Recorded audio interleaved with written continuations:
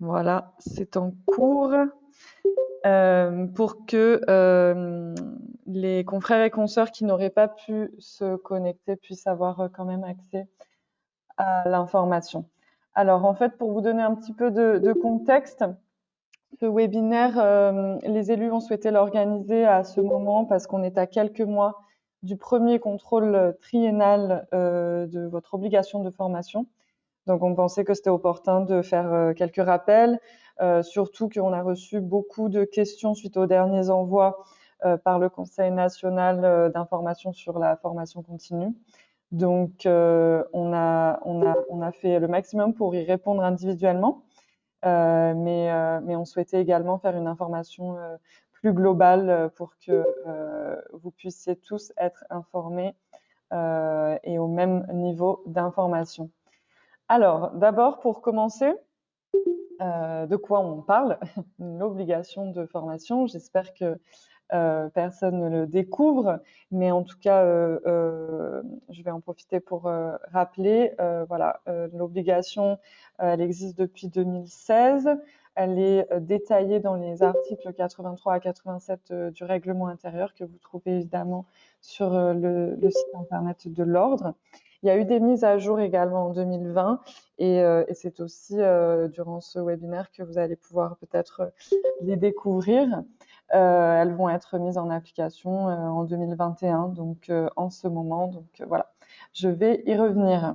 Alors, cette obligation, elle est à hauteur donc de 20 heures par an, dont 14 heures de formation dite structurée et 6 heures de formation dite complémentaire. Donc au total, 20 heures. Parmi les formations dites structurées, rentrent évidemment les formations que vous allez effectuer auprès d'organismes de formation qui possèdent un numéro d'agrément, hein, donc les formations un peu dites classiques. Mais viennent s'ajouter donc depuis 2020 et en application en 2021 le fait de vous-même animer des formations. Donc lorsque vous êtes formateur, et cela pour un maximum d'heures de 7 heures. Donc la moitié quand même de ces 14 heures peuvent être des formations que vous-même vous donneriez. Le fait de publier également des mémoires ou des documents dits universitaires pour un minimum de 10 000 mots et cela pourra couvrir la moitié de ces 14 heures également.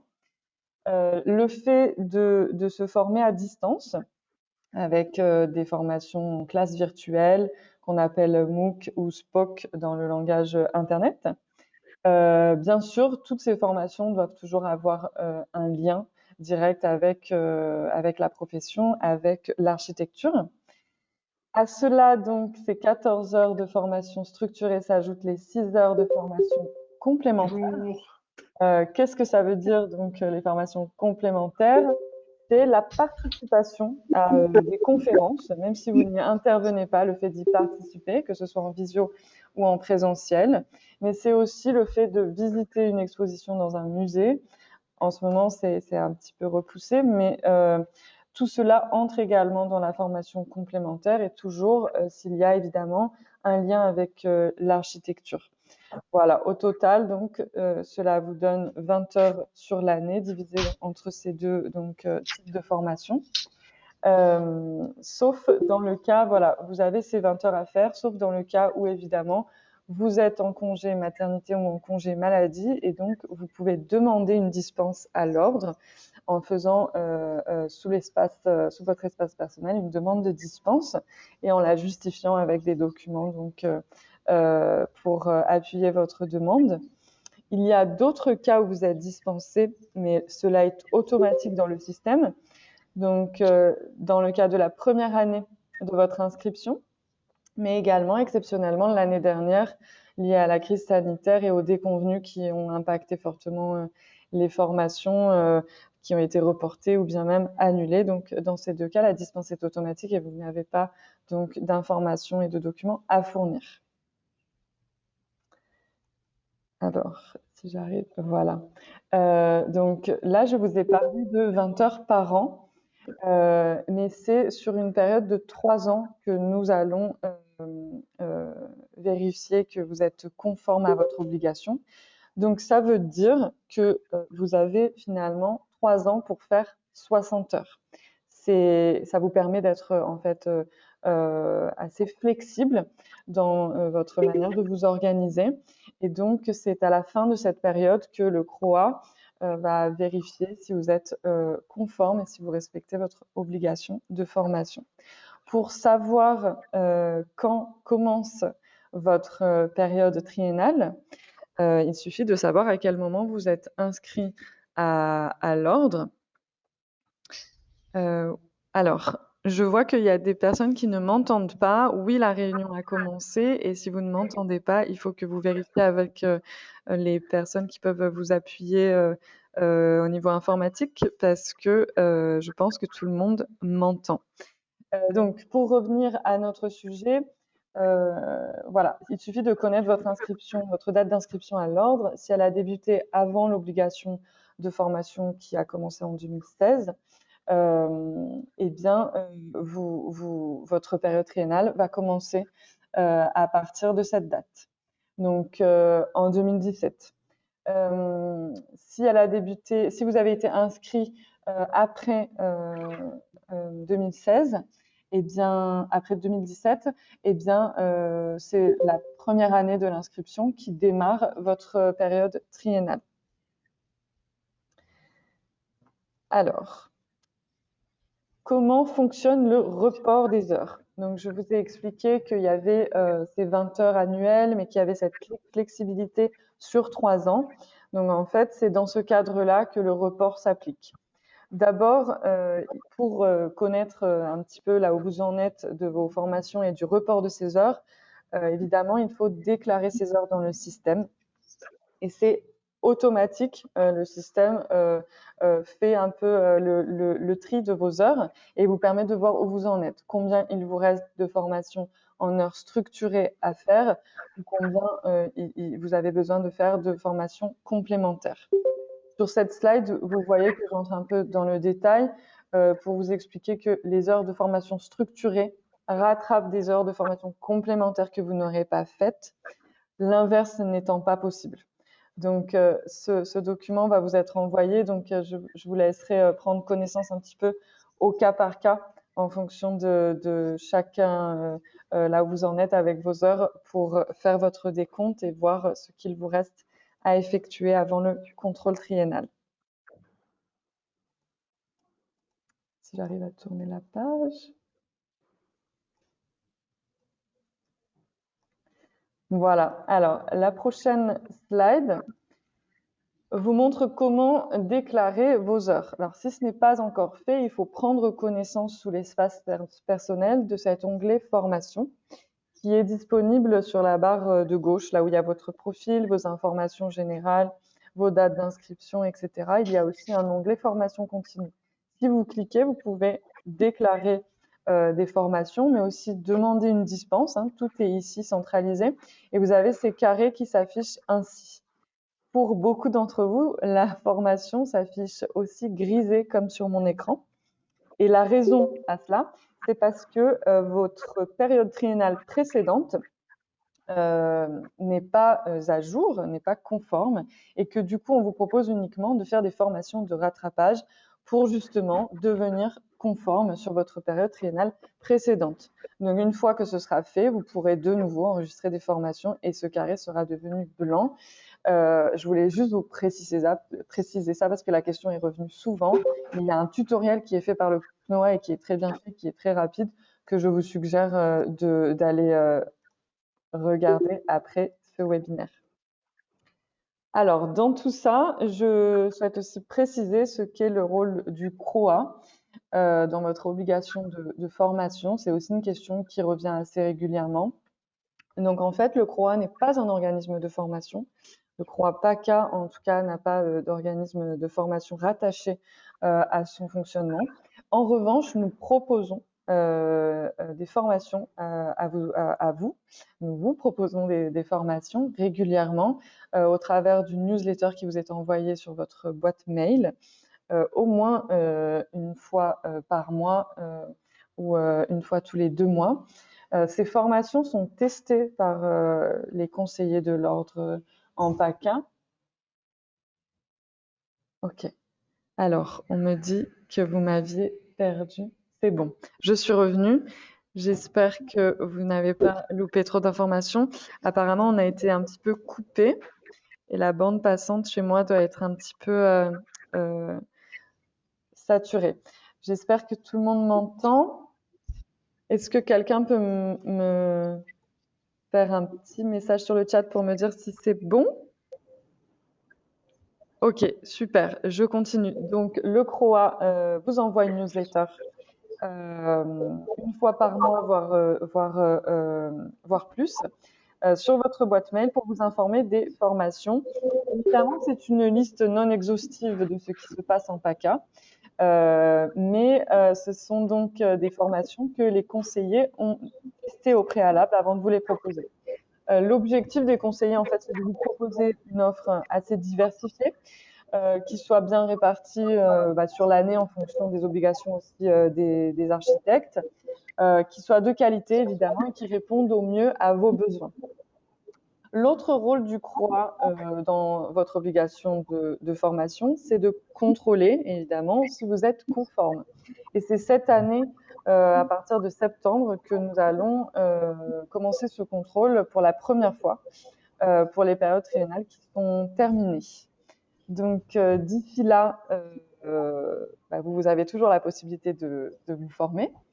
Et vous aurez surtout la possibilité de, en fonction des informations que je vais vous donner, rétro-déclarer des formations que vous auriez faites par le passé avant 2021 sur une nouvelle application qui va bientôt voir le jour et pour lequel le Conseil national travaille dessus et vous enverra évidemment des communications à ce sujet courant juin-juillet. Donc ouvrez bien l'œil et restez bien connectés sur ces aspects et surtout, bien sûr, gardez à côté de vous les attestations de formation et tous les justificatifs qui vous permettront de déclarer les formations que vous avez faites. Alors, si jamais vous n'en avez jamais faites et que vous découvrez l'obligation de formation aujourd'hui, j'ai remis les liens donc vers le site du CROA qui centralise beaucoup de formations, et pas seulement en PACA, mais aussi dans toute la France. Vous avez également la newsletter formation de la région PACA qui vous est envoyée, que je viens de mentionner. Il y en a une qui va vous être envoyée demain pour la période de mai et juin. Et puis début juin pour la période de juin et juillet de nouveau. Vous pouvez également en discuter ensemble. Hein. C'est aussi bien de prendre la recommandation de vos confrères et consoeurs. Et puis vous pouvez évidemment explorer l'outil Internet, comme vous doutez bien. Il y a énormément d'offres et de pléthore d'organismes de formation. Donc vous pouvez trouver, je pense, des formations adaptées à chacun de vos situations. Maintenant, la question de comment financer vos formations, elle est revenue assez souvent. C'est pas un sujet sur lequel moi je suis spécialisée pour le moment en tout cas. Et je pense que les organismes de formation qui sont présents et connectés pourront peut-être répondre un peu plus avant lors des échanges que nous allons avoir juste après. Mais en tout cas, ce qu'il faut noter, c'est qu'il y a différents organismes de financement selon la situation de chacun d'entre vous, chacun et chacune d'entre vous. D'abord, si vous êtes salarié, il y a l'OPCO qui propose des financements et une prise en charge totale des formations que vous souhaitez réaliser en fonction d'un plan de développement que vous développez évidemment avec votre employeur. Mais il y a aussi le compte de personnel de formation qui prend vraiment de l'ampleur actuellement. Donc, je vous conseille vivement de vous informer au sujet de ce CPF, le compte personnel de formation. Si vous êtes dirigeant ou auto-entrepreneur, il y a le FIFPL qui dispose cette année d'une enveloppe de 750 €. Cette baisse, si vous êtes informé, est due notamment au fait que le CPF a pris plus d'ampleur, donc ça a fait un peu vase communicant. Et tandis que si vous êtes dirigeant d'une entreprise, il y a les crédits d'impôt qui vous permettent donc de financer vos formations. Il y a également certains types de formations qui bénéficient de fonds, de sponsors, qui sont différents de ceux que je viens de mentionner. Et pour se renseigner sur ces aspects, il faut prendre contact avec l'organisme de formation directement sur la formation qui vous intéresse pour savoir si elle bénéficie de ce type d'aide. Alors, en PACA, les organismes de formation avec lesquels nous travaillons, aujourd'hui en tout cas, sont tout d'abord avec le partenariat conventionné que nous avons avec ILO Formation et Mage Formation Continue, avec lesquels, en fait, bon, qu'est-ce que ça peut vouloir dire d'avoir un partenariat conventionné? Ça veut dire qu'on planifie ensemble des formations en PACA. On les fait venir dans nos locaux aussi pour qu'ils vous proposent voilà, des formations tout au long de l'année. Ce ne sont pas les seuls avec lesquels nous travaillons à l'heure d'aujourd'hui. Nous avons également des partenariats privilégiés avec l'école d'Avignon, Envirobat, BDM, Fibois Sud et Regain. Et nous organisons donc des formations régulièrement et conjointement avec eux en PACA. Et comme ils ont répondu à l'appel, peut-être qu'ils pourront prendre la parole lors des échanges également. Enfin, pour je sais qu'il y a eu beaucoup d'informations et je vais vous envoyer le support et j'espère que c'était pas trop indigeste. Mais la dernière, c'est que en juin, en plus de la nouvelle application et de la réouverture de la possibilité de déclarer, le CROAPACA va vous faire parvenir un sondage pour également actualiser les besoins des architectes. Et donc, nous vous demanderons d'être nombreux et nombreuses à y répondre pour qu'on puisse avoir voilà, une bonne idée de quels sont vos besoins et pour adapter donc l'offre de formation en PACA à vos besoins. J'ai terminé avec la présentation en elle-même. J'ai pris un peu plus de temps, j'ai l'impression, mais veuillez m'en excuser. J'ai reçu quelques questions déjà avant le webinaire via un Google Form que j'avais envoyé. Il y en a certaines auxquelles j'ai déjà répondu dans ma présentation, donc je ne reviendrai pas dessus. Pour d'autres, je vais y répondre, comme ça peut-être ça répond à des questions qui allaient émerger après la présentation, et ensuite je vais ouvrir la parole si ça vous convient ainsi. Alors d'abord, j'ai reçu une question d'un architecte qui est proche de la retraite, et c'est vrai que c'est assez souvent revenu. Donc pour les personnes qui sont dans ce cas-là, effectivement, l'obligation de formation, elle peut paraître un peu trop tard, un peu obsolète, parce que effectivement le fait d'avoir pratiqué pendant tant d'années, c'est déjà garanti d'être quand même à jour entre guillemets. Et en fait, à ça en général, je réponds que bon, d'abord si vous avez une date à laquelle vous voulez prendre votre retraite qui est assez proche dans le temps, rien ne vous oblige d'être conforme de votre obligation de formation, et l'ordre ne va pas aller vous chercher des problèmes ou quoi que ce soit, c'est évident. Sinon, il y a maintenant, depuis 2020, donc la possibilité d'être soi-même formateur et d'entrer ces formations comme des formations structurées, ou bien de produire des publications. Toutes ces choses-là peuvent être des choses que les retraités ou les personnes proches de la retraite font. Donc, j'ai l'impression que ça leur donne cette flexibilité-là. Et enfin, il y avait beaucoup de personnes qui étaient inquiètes, des gens proches de la retraite qui étaient inquiètes de se voir radier de l'ordre. Et donc, le sujet n'est pas là. L'obligation de formation qui n'est pas remplie ne va pas donner lieu à une radiation de l'ordre. La sanction, et je pense que là, je réponds à beaucoup de vos questions, qui peut vous arriver si vous n'êtes pas conforme, c'est à partir de 2022. Ce sera stipulé donc que vous n'êtes pas conforme sur l'attestation annuelle qui est générée par l'ordre, donc l'attestation annuelle de votre inscription donc à l'ordre. Donc si vous la joignez à la réponse à des concours ou à d'autres documents adressés au maître d'ouvrage, cela peut vous porter préjudice, en tout cas dans certains cas. Donc voilà, c'est ça la sanction qui peut se passer, et c'est à partir de 2022 seulement. Pour les personnes qui m'ont demandé comment payer une formation, si elle est dans une autre ville et qu'il faut aussi prendre en compte les frais de transport et les frais d'hébergement. Effectivement, pour les frais d'hébergement, par exemple, ce n'est pas pris en charge par aucun des organismes de financement que j'ai cités. Mais aujourd'hui, il y a les formations à distance qui prennent beaucoup de place et qui vous permettent donc de limiter les frais d'hébergement quand vous n'habitez pas dans des villes où il y a des formations disponibles en présentiel. Donc, je pense qu'il faut explorer plus les formations à distance pour les personnes qui n'auraient pas les moyens d'effectivement financer plusieurs jours sur place avec l'hôtel, avec les contraintes financières que ça peut comporter. Voilà, et puis je pense que je vais m'arrêter là et ouvrir la parole si vous avez des questions parmi vous. Je vous laisse vous manifester.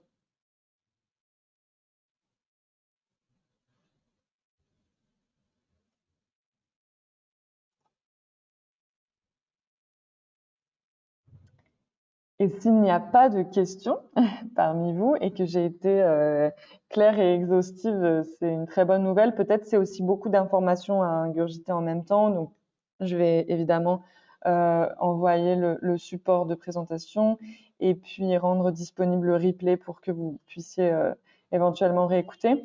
Et du coup, je vais peut-être demander à soit des conseillers du CROA, les organismes de formation qui sont représentés parmi vous, de peut-être s'exprimer s'ils ont quelque chose pour me compléter. Moi, je veux bien poser une question juste avant, justement. Oui, je vous écoute. Alors, c'était juste par rapport à la baisse de subvention du FIFPL. Est-ce qu'on pouvait espérer que dans les années à venir, ça remonterait un petit peu? Non. Bon. Alors, non, alors je souris parce que j'espère je cherche de l'aide auprès du Conseil national parce que j'ai l'impression qu'ils sont mieux informés que moi à ce sujet. Donc, s'ils sont là et qu'ils nous ont entendus, en fait, Je suis là. Ah bah super, merci Cécile. J'arrivais juste pas à mettre ma caméra. Bonjour à tous, moi je suis Cécile Yayaoui, je travaille au pôle formation au Conseil national. Alors, ça va pas être une réponse parce qu'on n'est pas le FIFPL et donc on peut pas donner de prévision, d'autant plus l'année vient tout juste de s'entamer.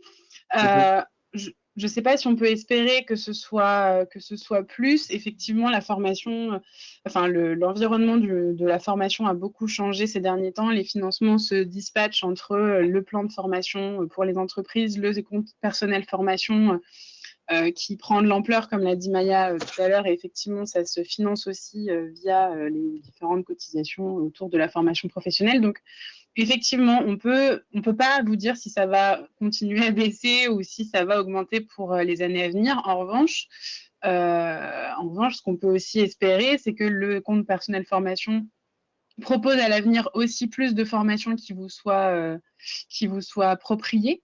De toute façon, voilà, le dispositif est ouvert depuis peu de temps aux professionnels libéraux, donc faut le laisser un peu le temps au temps. Mais l'idée, ce serait que vous ayez plus de dispositifs à votre disposition, si je puis dire, pour que vous puissiez avoir des financements pour vous former comme vous le souhaiteriez. Voilà. Ouais, on a quand même perdu la moitié en 2 ans. Oui, non, mais bien sûr, mais c'est effectivement après auparavant les fonds n'étaient pas utilisés, après les fonds ont été très utilisés à partir de 2019-2020. Donc voilà, la répartition est un peu complexe en ce moment en termes de financement pour les organismes financeurs. Donc voilà, après comme ce que j'ai dit au tout départ, c'est qu'on ne sommes malheureusement pas le FIFPL et donc on n'a pas c'est très difficile d'avoir plus d'informations que ce que vous avez en fait vous aussi à propos du financement. D'accord. Merci. Bon, ben, merci. Si je peux me permettre, Maya, d'apporter un complément par rapport à l'information que tu as donnée sur les financements et par rapport à ce que Cécile vient d'apporter. Bonjour, je suis Bénédicte Kersenbrock, responsable pédagogique de ILO Formation. Concernant le CPF notamment, effectivement, ce qui est important de souligner, c'est qu'il est également ouvert aux libéraux, ce qui n'était pas le cas auparavant, puisqu'il était exclusivement réservé aux salariés. Donc ça, c'est quand même une grande nouveauté. En revanche, la difficulté que vous avez, surtout pour votre profession, c'est de trouver des formations éligibles au CPF. Or, aujourd'hui, la plupart des formations qui vous sont proposées ne sont pas éligibles au CPF, puisque ces formations, elles doivent être certifiantes. Donc, c'est souvent des dispositifs longs, coûteux, et ce n'est pas forcément ce que vous recherchez. Donc, on ne sait pas s'il y aura une évolution à terme par rapport à ça, on l'espère, mais c'est vrai qu'on est très sollicités, nous les OF, et je pense que Corinne dira la même chose, le confirmera. Vous nous posez souvent la question, est-ce qu'on peut utiliser notre CPF parce que vous avez de l'argent dessus, c'est vrai. Malheureusement, dans très très peu de cas, c'est possible. Alors, rien ne vous empêche aussi de viser des organismes qui proposent des formations longues et certifiantes et de ne faire qu'un morceau de la formation pour pouvoir utiliser votre CPF. Vous avez tout à fait cette possibilité-là aussi. En attendant, chez nous, aujourd'hui, nous n'avons pas encore de formation qui soit éligible. Merci Bénédicte et merci Cécile. Alors pour poursuivre avec les questions que nous recevons également sur le chat, la première année ne comptait pas dans la période triennale, mais mon relevé m'indique le contraire. Est-ce normal? Alors soit pour Pauline Eliès, soit vous étiez réinscrit et effectivement dans le cas d'une réinscription, la première année de réinscription n'est pas dispensée, c'est uniquement lors de la première inscription que vous êtes dispensé. Si toutefois vous étiez nouvellement inscrite, alors peut-être qu'il faudrait nous écrire un email personnel pour qu'on voit ce qui s'est passé dans le système et qu'on comprenne mieux pourquoi vous n'avez pas été dispensé automatiquement. J'ai reçu une autre question en privé de Massimo Pelesson sur les formations faites à l'étranger. J'imagine que c'est ce que vous entendez par formation internationale. C'est possible également de déclarer des formations faites à l'étranger. Il y a la possibilité, quand vous allez aller sur l'espace personnel, de faire cette déclaration de formation à l'étranger. Donc, pas de souci avec ça. Pour les formations faites sur tuto.com et les formes LinkedIn Learning, est-ce qu'elles sont valables? Alors, en fait, il faut évidemment qu'il y ait un lien avec l'architecture pour ces formations. Et maintenant que les formations à distance et en classe virtuelle sont éligibles à la formation structurée, je dirais que oui. Pour la question, je reçois beaucoup de questions aussi en privé. Pour la question du financement pour une SASU, donc un statut de salarié, comme je l'expliquais, donc il y a le LOPCO, l'OPCO EP qui est disponible ainsi que le CPF. Donc voilà, si en tant qu'enseignant, quelles sont les attestations à fournir? Tout ce que l'école pour laquelle vous exercez peut vous fournir.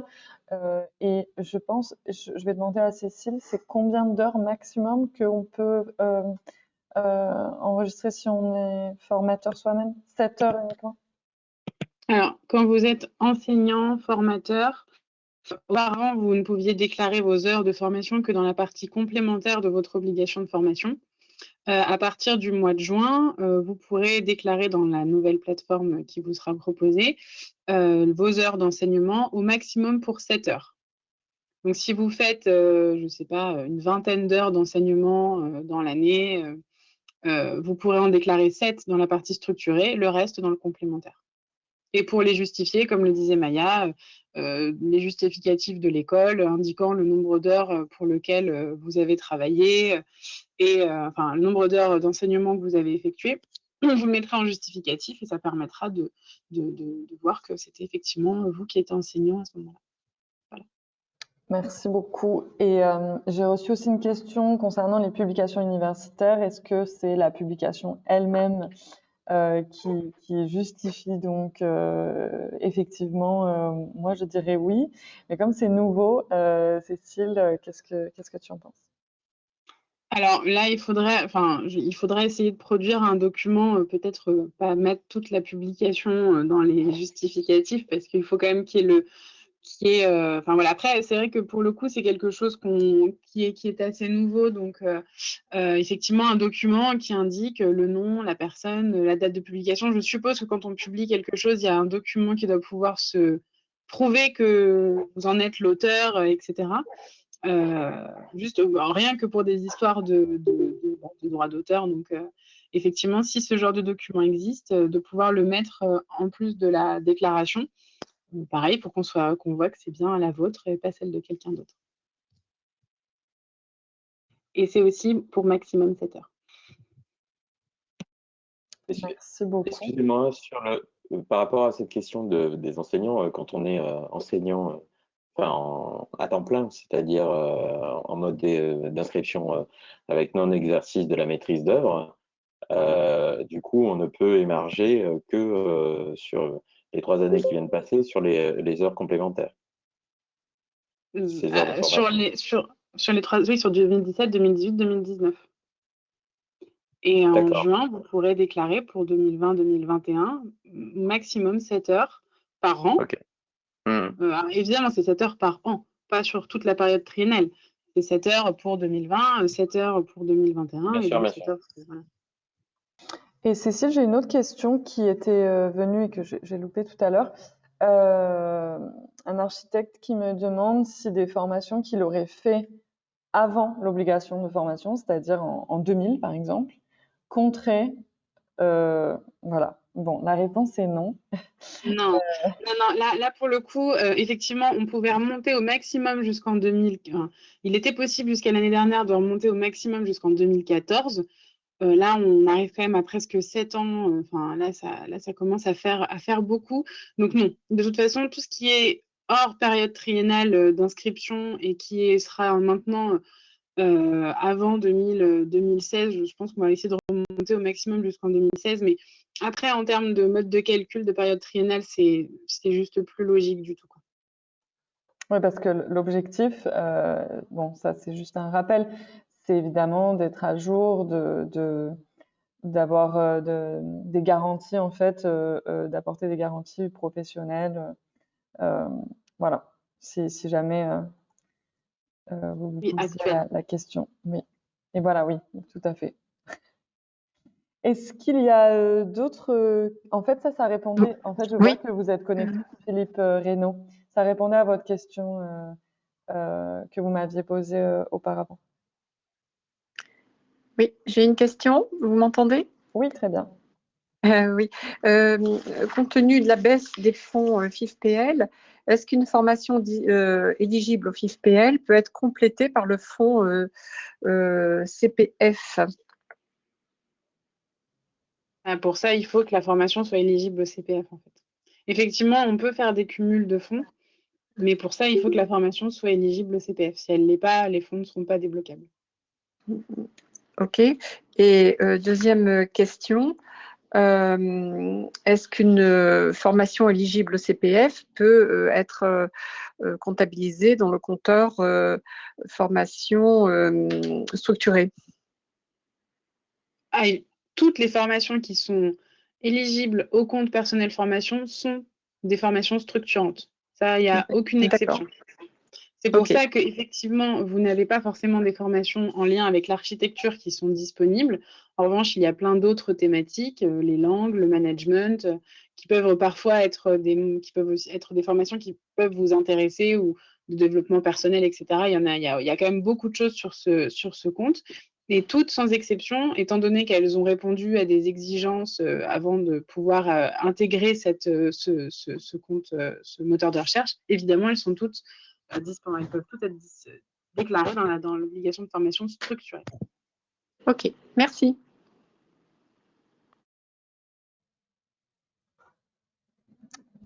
Merci en tout cas à tous de votre participation. Donc juste pour rappel, on compte du coup sur vous pour répondre à notre sondage sur vos besoins Il y aura beaucoup de questions dans ce sondage qui va vous être envoyé en juin. Et ça nous permettra de à la fois orienter les formations des OF avec lesquels nous avons des partenariats, mais aussi d'adapter aussi nous notre manière de vous informer sur ces formations et de vous tenir au courant de tout ce qui a trait à la formation. Donc c'est important pour nous que vous répondiez tous.